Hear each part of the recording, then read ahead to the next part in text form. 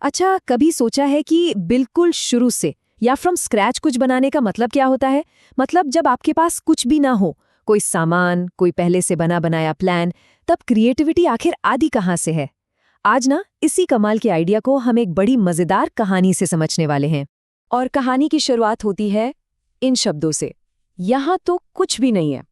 जरा सोचिए, एक आर्ट क्लब के बच्चे हैं, बड़े जोश में अपने नए कमरे में घुसते हैं और उन्हें क्या मिलता है? बिल्कुल खालीपन। ये उनका पहला रिएक्शन था। और ये दिखाता है कि कैसे कभी-कभी एक खाली कैनवास आपको इंस्पायर करने के बजाय डरा देता है ना? तो चलिए जरा उस सीन में चलते हैं। ये क्लास 7 के आर्ट क्लब की पहली मीटिंग है और उन्हें जो कमरा मिला है ना, वो स्कूल का कोई ऐसा कोना था जिसे सब भूल चुके थे। मतलब एक ऐसी जगह जहां क्रिएटिविटी आने से पहले ही शायद दम तोड़ दे। दीवारें एकदम बेजान ग्रे रंग की, कोनों से पेंट की पपड़ियां निकल रही थी। अलमारियों में धूल और सन्नाटे के सिवा कुछ नहीं था और टेबल पर बस खरोचों के निशान। माहौल में ना एक अजीब सी उदासी थी जो बच्चों के सारे जोश को धीरे धीरे ठंडा कर रही थी।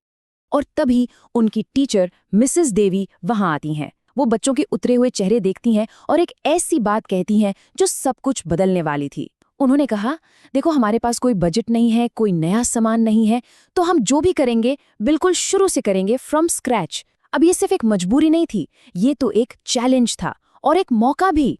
पहले तो पूरे कमरे में सन्नाटा छा गया, लेकिन फिर धीरे धीरे वो निराशा एक नई एनर्जी में बदलने लगी।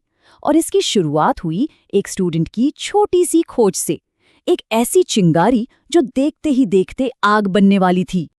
हुआ ये कि रिया की नज़र स्टोर रूम के बाहर रखे पुराने अखबारों के ढेर पर पड़ी। उधर कबीर कैफेटेरिया से गत्ते के खाली डिब्बे उठा लाया और प्रिया को एक पुरानी दराज में क्या मिला? आधे अधूरे पेंट, सूखी हुई ग्लू स्टिक और टूटे फूटे क्रेयॉन्स। अब देखा जाए तो ये सब कबाड़ी था, है ना? पर असल में ये उनकी क्रिएटिविटी का पहला खजाना था। तो अब चैलेंज था इस बिखरे हुए सामान को किसी काम की चीज में बदलने का। बच्चों ने मिलकर एक्सपेरिमेंट करना शुरू किया और देखते ही देखते वो बेजान कमरा उनकी इमेजिनेशन का कैनवस बन गया। एक ऐसी लैब जहां हर आइडिया को ट्राई किया जा रहा था। सबसे पहले क्या हुआ? अखबारों की रंगीन पट्टियां काटी गईं और उनसे लंबी लंबी चेन बनाई गईं। काम बहुत सिंपल था, लेकिन इसी ने उस कमरे की खामोशी को तोड़ा और एक नई हलचल शुरू कर दी। फिर कबीर ने उन गत्ते के डिब्बों को काटा और उनसे फोटो फ्रेम और दीवारों के लिए बड़े कूल से जियोमेट्रिक पैटर्न बना डाले। इन सिंपल डिजाइन्स ने उन फीकी दीवारों में जान डाल दी, उन्हें एक आर्टवर्क बना दिया। और कमाल की बात तो ये है कि टूटे हुए क्रेयॉन्स भी फेंके नहीं गए। उन्हें पिघलाकर कैनवस पर बहुत सुंदर एब्स्ट्रैक्ट आर्ट बनाया गया। ये शून्य से सृजन वाली फीलिंग का बेस्ट एग्जाम्पल है, नहीं? मतलब बेकार और टूटी फूटी चीजों में भी आर्ट और पोटेंशियल देख लेना। अब ऐसा भी नहीं था कि सब कुछ पहली बार में ही परफेक्ट हो गया। कभी गोंद ज्यादा फैल जाता तो कभी रंगों का कॉम्बिनेशन ठीक नहीं बैठता। लेकिन मजे की बात क्या थी? उन्होंने हार नहीं मानी। हर गलती उनके लिए एक सीख बन गई, एक सबक जिसने उन्हें बेहतर होने का मौका दिया। और फिर बस कुछ ही हफ्तों में वो कमरा पहचान में ही नहीं आ रहा था। वो जो स्कूल का भूला बिसरा कोना था ना, अब वो पूरे स्कूल के लिए क्रिएटिविटी और इंस्पिरेशन का एक जीता जागता सेंटर बन चुका था। अब वहां कागज की रंगीन मालाएं हवा में झूम रही थीं। दीवारों पर बच्चों के बनाए म्यूरल अपनी ही कहानी कह रहे थे।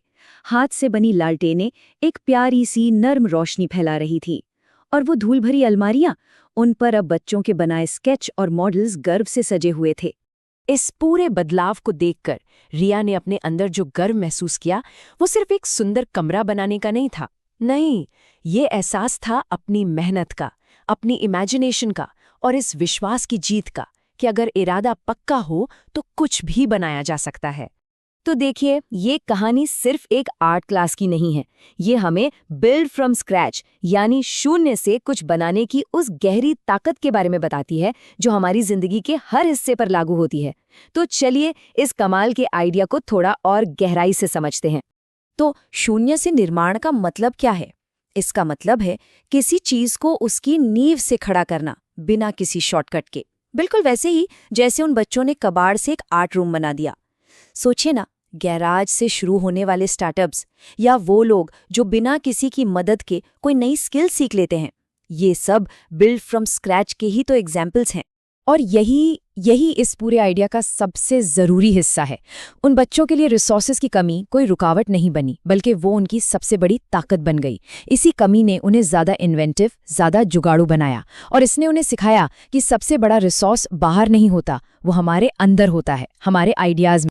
तो अब सवाल ये उठता है कि हमारी जिंदगी में वो खाली कमरा कहाँ है? वो कौन सा एरिया है जहां हमें लगता है कि यार यहाँ तो कुछ भी नहीं है?